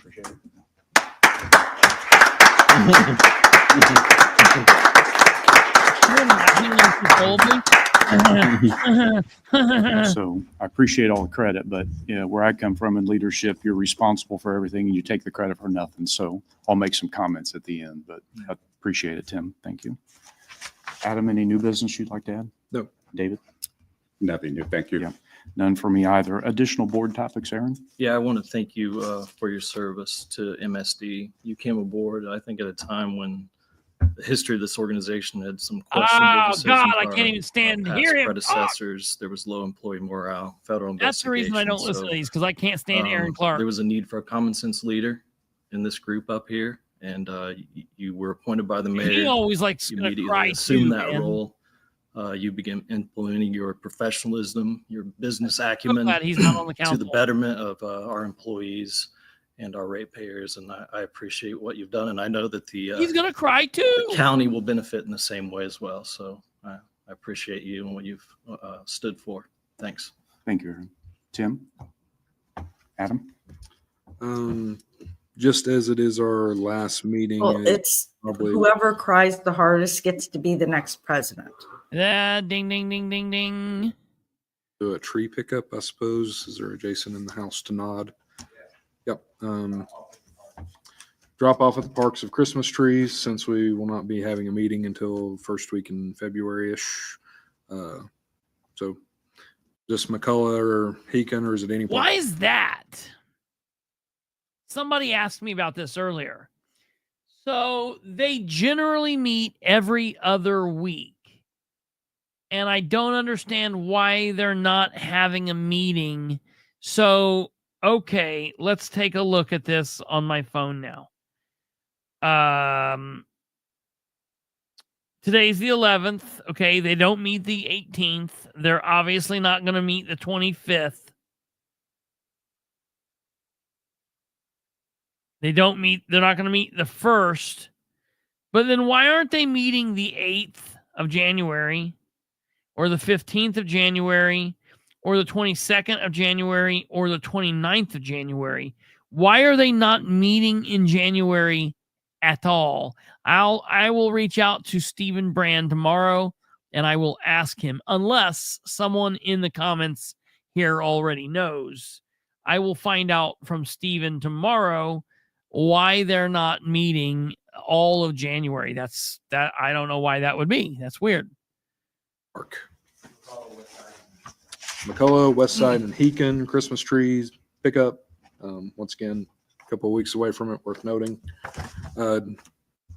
As always, do want to acknowledge some folks. We'll pick on sanitation this week. He's got to be involved in a lot of homeless camp cleanups, and it's a dirty job, and I'm glad I don't have to do it, but we appreciate that your folks and you take us such a, I don't know what the best way to put it is, but aggressive is not the term I would use, but I guess you guys have had a very dab hand, and you've been very careful with that population, and it's very much appreciated from the city side and the community side, the work that he's doing out there to kind of rectify some problems with large congregations of homeless folks. So it's a dirty job. Glad somebody's doing it.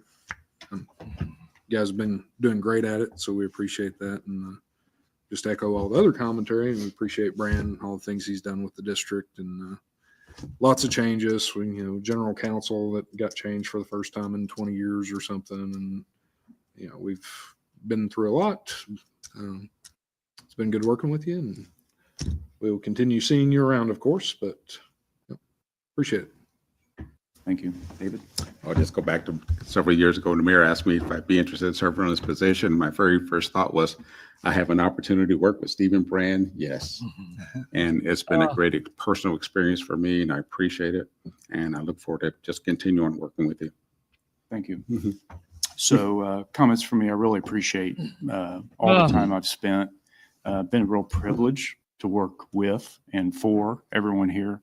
Encourage you to take care of each other and keep your eye on what's important. So with that, I will make a motion. This is the sanitary district, for the love of God. So moved. Have a motion? Second. A second from David. All those in favor signify by saying aye. Aye. Aye. Opposed, the same. Meeting adjourned. Be safe. Merry Christmas and Happy New Year. Listen, I am a cold, heartless bastard, I guess. I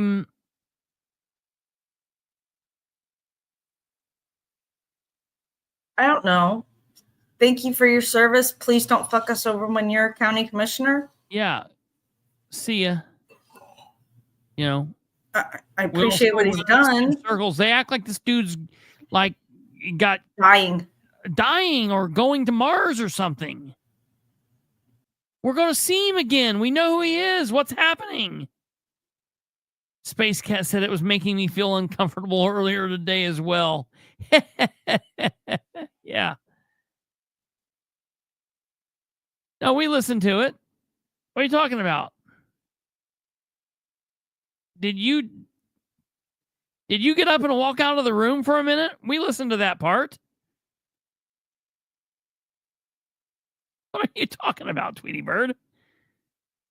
Was there something else they said? This time, do have an update from Jason Donati and Sanitation and Recycling about their collection of pumpkins. Are you talking about this? The position of Director of Personnel. We want to introduce our public outreach about that as well in the next week or two. Are you talking about this? And then finally, I want to introduce our new HR Director, Richard Ivy. Rich was hired after an extensive hiring progress that began back in August of this year and included more than a dozen applicants. Rich most recently served as the City of Muncie's. Okay, so what part are you talking about?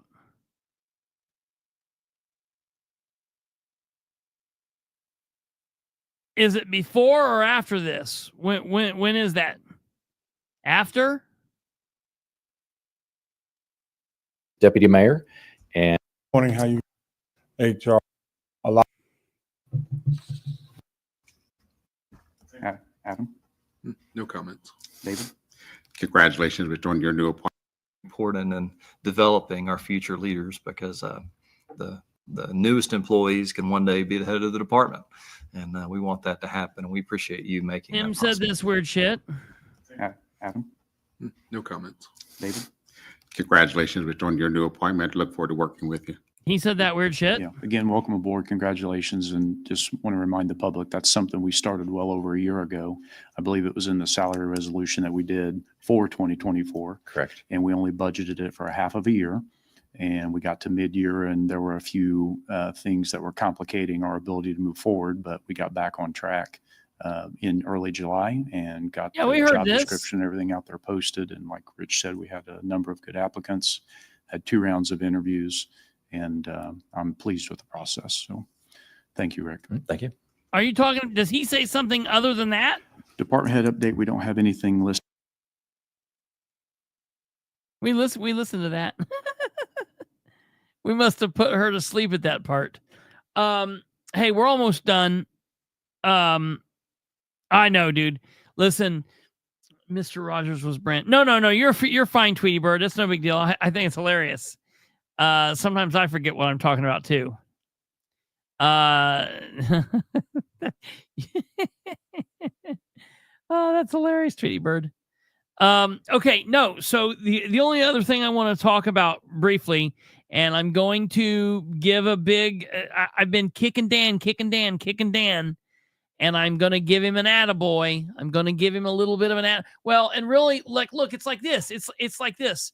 First of all, I got to ask this before I give him the attaboy. I got to go ahead and kick him all the way down. First of all, I'm looking through the claims. This week that the Board of Works went through. And no, actually, that's not from this week. These are the claims from last week. Sorry, I about lied to everybody. These are the claims from last week. I was looking to see if the claims from this week was up, but they weren't. So I was looking through these claims and I happened to notice, I just want to point this out there for everybody to know, to see.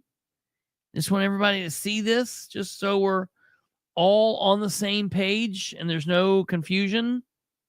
We are still paying the bills, as Andrew Dale points out. We're still paying the bills for the YMCA. Like, this is Centerpoint Energy. We paid Centerpoint Energy $48.77.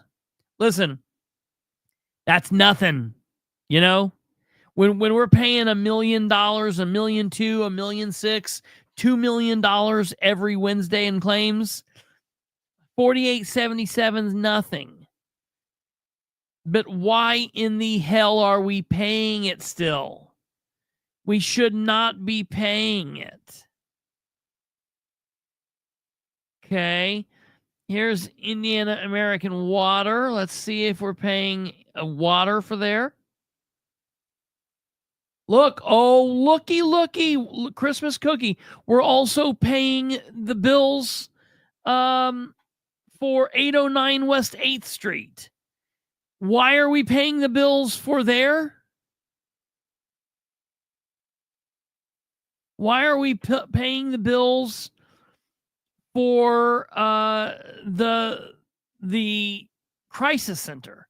We shouldn't be paying that. Okay, Indiana, Michigan Power. Let's see.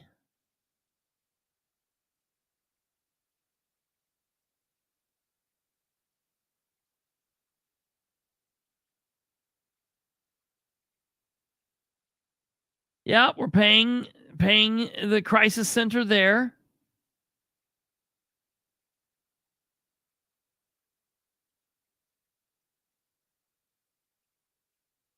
So it's just like this. These are the things I don't understand with Dan. I just don't get those things. Of course, I can't ask him these questions because he won't answer, you know. But I'm just going to start emailing him the old Y. Yes, sir. The old Y on Mulberry Street. What's going to be amazing is when we get to the point that we're paying for the old Y and the new Y at the same time. That's going to be amazing. Yeah, see? Centerpoint Energy, 500 South Mulberry Street, old YMCA. It even says it right there. Old YMCA. That's nuts. Yeah. Andrew Dale asks about this every time the Muncie Redevelopment Commission meets. I think that's crazy. We shouldn't be paying for that. We should not be paying for that. I do want to take a moment, though, and give Dan a little bit of an attaboy. Now, it's only a little bit of an attaboy. It's like a half attaboy because it's just a part of the project being done.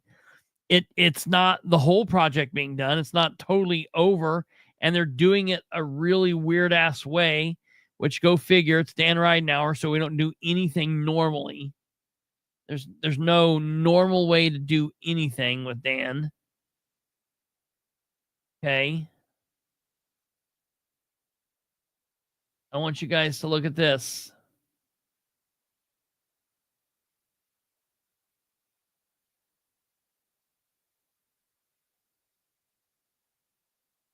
Here we are inside beautiful Muncie, Indiana. This is the west side of the city. This is what's known as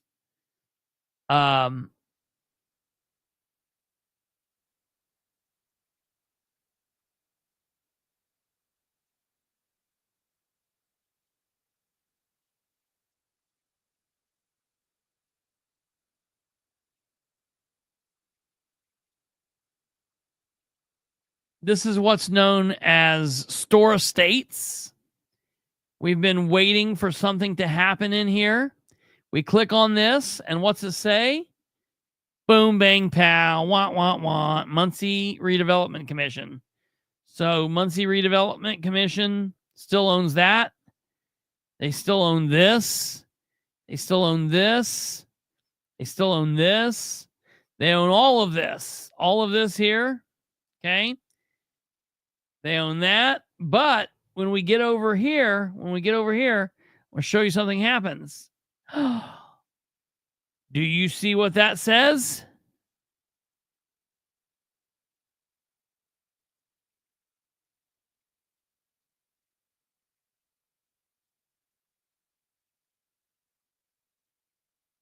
It is now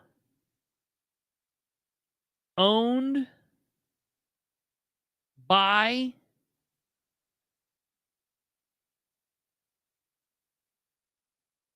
D.R. Horton, Indiana, LLC.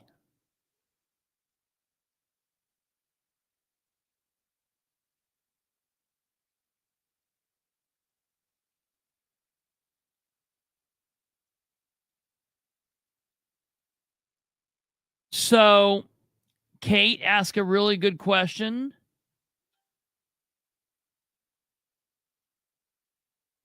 Are they only closing on one property at a time? And to that, I say, no, they are closing on like a chunk of properties at a time. So they own this one here on the corner. They own all the way down. Oh, no, that one is still owned by Muncie Redevelopment Commission.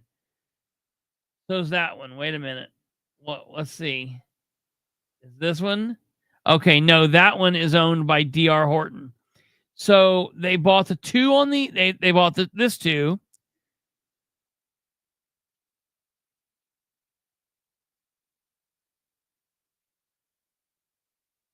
They bought this one. Oh, nope. So, yeah, I don't know what they're doing. Like, if you remember, the lie they told us way back when was they wanted to start at the back of the project, which I would have thought would have been back here, and work their way forward. They said they were going to buy like 9 at a time, but they've not. I don't know what they're doing.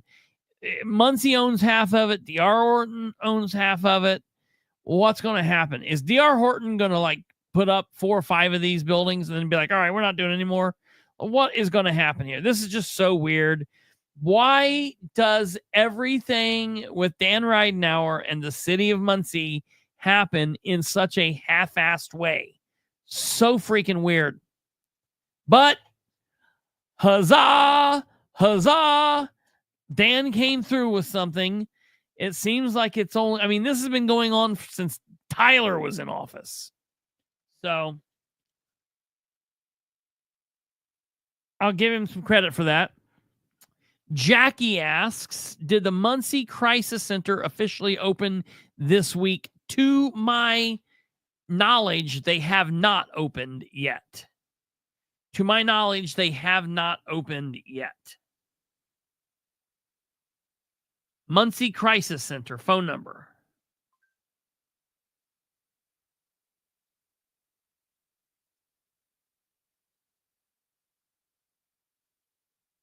Yeah, no, I don't see anything like that. I don't see anything like that.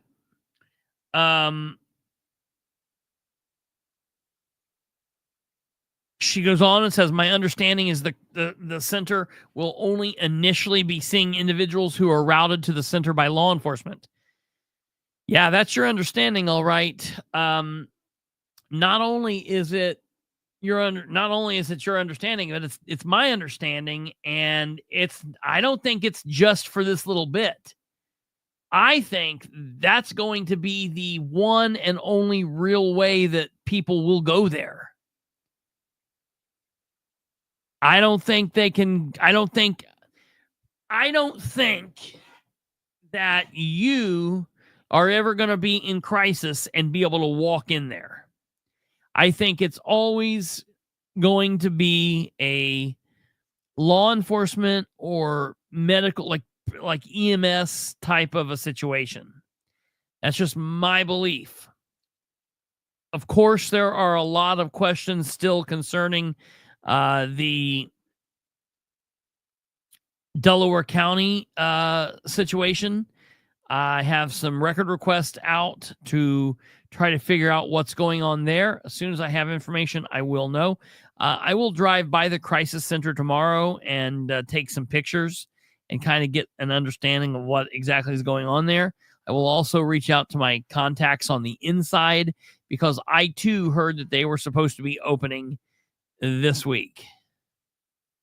Dan and Brand will do great things for Delaware County to pay for the next 20 years.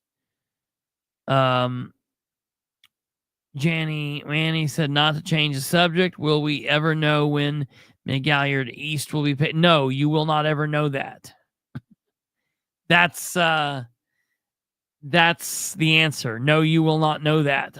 Because I don't think it's going to be paved anytime soon. Dan and co keep talking about how it's on the thing. No, it's not. I don't think it's on any schedule for any time soon. That section of road is some of the very worst in Muncie. So I don't understand why it's not being done. It needs to be paved. It's an absolute disgrace that roadway that way is allowed to be in the condition that it is. I mean, because if you think about it, listen, people coming to Muncie for the first time, a lot of people aren't coming into Muncie from 67 up from the south anymore. That doesn't really happen. People go 69 north to 332 and come in west. Or if they get off in Daleville because they want a White Castle and they take the bypass around, they're coming into the city from that interchange there, from the bypass and McGalliard. And that is such an absolute disgrace. But I give you a promise, Janny. that will be a question that I'll ask Dan in my email. Timeline for McGalliard East paving. So I will ask him that. That's a good thing that's a good thing. And the Hoyt exit. Yeah, you're correct. They do come. And I'm not saying they don't come in on the south side. People come in on the south side of town. I'm just saying there's a lot of people that come in from that bypass and McGalliard, and it's just a shame that it's so bad. I cut through the neighborhood roads because they're smoother than the main roads. Absolutely. And then what's going to happen is because everybody's doing that, so we're going to get the neighborhood roads to be shit, and then we're just going to be totally screwed. Hey, the last thing that I want to say before we leave. I was going to say this last night, and I completely spaced it. And this is for everybody here. And I hope that a lot of people, I hope people will get to hear this and see this and really consider it. There is something, I don't know if any of you guys have heard, and they do not, they're not a sponsor of me. They're not paying me for this. But this is something that is really amazing. And I'll be honest, I don't know I don't know much about this. So I don't know if you have to have an account.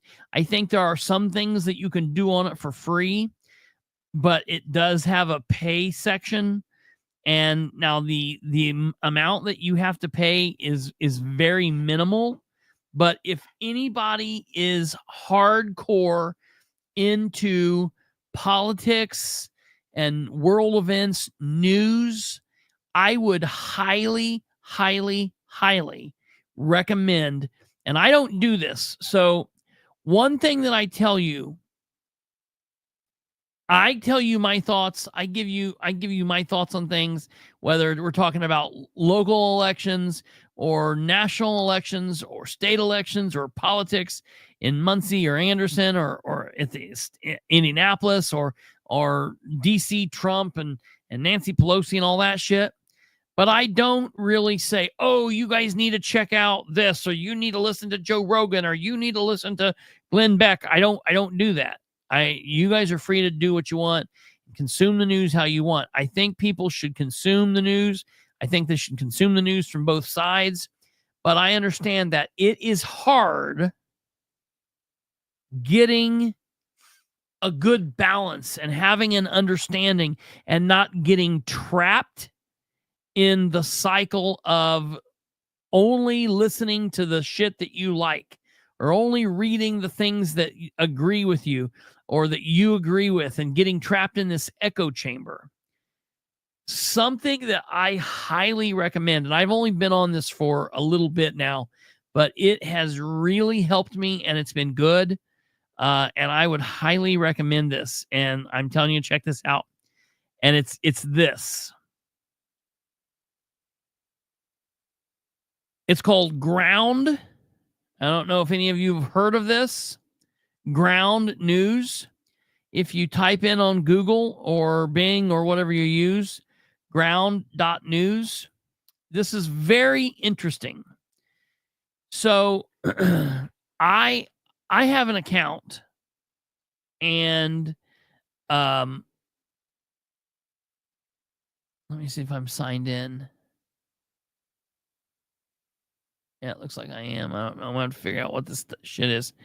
I normally use it on my phone, but this, you can just read the breaking news coming off of it. You can set up to give you the stuff that you're most interested in. It's like a news/social media, but what it does is it gives you like the bias, like on everything, and it tells you, like, for stories, this specific story that you're reading is slanted left or slanted right, And what it does is it breaks it down. So you can have like a, let's see here. Home. Okay, blind spot. So this is interesting. When you click on this and you see all these stories on here, what it's telling you is stories disproportionately covered by one side of the political spectrum. Okay. And so what it does is it tells you, all right, Jill Biden's remarks about joy spark speculation regarding Kamala Harris. This is being covered right now by 100% right. It's not being covered really by anybody from the left. It's not being covered in the center. You see this new North Carolina Republicans override veto, stripping governor's powers, and this is currently being covered by 38% of the left, 62% center. So like this is interesting. If you click on this, if you go here, it tells you how many sources. It shows you can click on the coverage from the left, you can click on the coverage from the center, and you can click on the coverage from the right. Well, there is no one from the right currently, but it shows you what news sources are covering it from where, and it puts it down here in a little graph, and you can read all of this here. You can pick and choose. You can read the story from the right perspective, from the left's perspective, right from the center. You can set it up to send you news just from the center, or I want to see each story. I want to see one example from each side. This is very, very, very interesting. It lets you kind of know what's going on here. It gives you your stats of what you're looking at, so you can understand, hey, I'm reading too much into the left, I'm reading too much into the right. This is just very interesting. Now, maybe not everybody's like hardcore news junkie, whatever. So this might not be for you, but I want to tell you that let me sign out of this. See if I can sign out here. I don't even know if I'm signed in. I want to see if I can show you this because it's very cheap. I was shocked at how cheap it was. So okay, let's see here. Yeah, manage. Okay, so